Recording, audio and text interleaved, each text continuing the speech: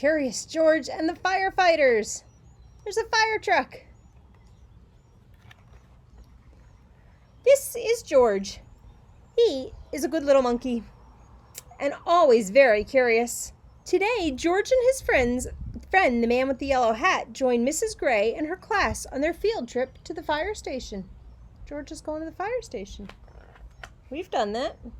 The fire chief was waiting for them right next to a big red fire truck.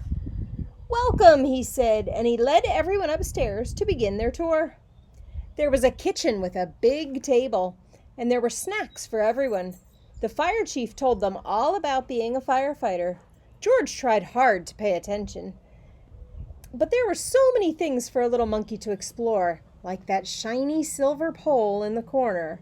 Where did that pole go? George was curious. Why, it went back downstairs. There was the great big fire truck. There was a map of the city. There was a whole wall full of coats and hats and big black boots. George had an idea. First, he stepped into a pair of boots. Next, he picked out a helmet. And finally, George put on a jacket. He was a firefighter. Suddenly, bring! The firefighters all rushed in. "This is not my helmet," said one. "My boots are too big," said another. "Hurry, hurry," called the fire chief. A bright red light on the map on the city told him just where the fire was. There was no time to waste. One by one, the firefighters jumped into the fire truck, and so did George. The fire truck with all the firefighters sped out of the firehouse, and so did George. The siren screamed and the lights flashed. Woo, woo, woo! The truck turned right, then it turned left. Woo, woo, woo, went the whistle, and George held on tight. Hold on, George. And just like that, the fire truck and all the firefighters pulled up to a pizza parlor on Main Street.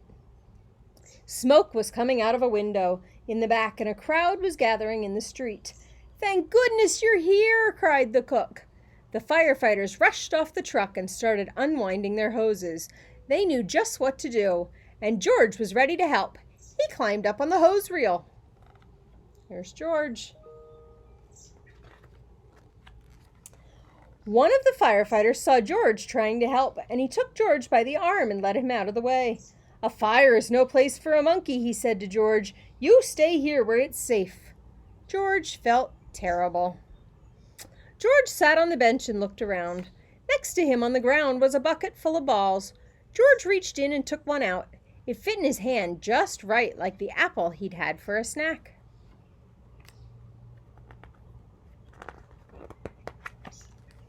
A little girl was watching George. He tried to give her the ball, but she was too frightened. George took another ball and another. "Look," a boy said, "that monkey is juggling."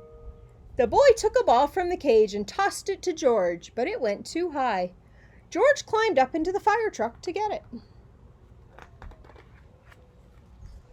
Now George had 4 balls to juggle. He threw the balls higher and higher. He juggled with his hands. He juggled with his feet. He could do all kinds of tricks.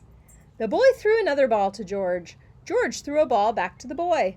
The little girl reached down and picked up a ball too. Soon all the children were throwing and catching back and forth. They're all playing ball.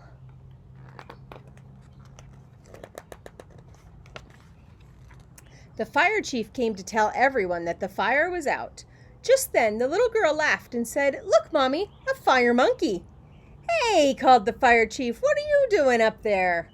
"What a wonderful idea," the little girl's mother said to the fire chief, "bringing this brave little monkey to help children when they're frightened." "Oh," the fire chief said, well, thank you."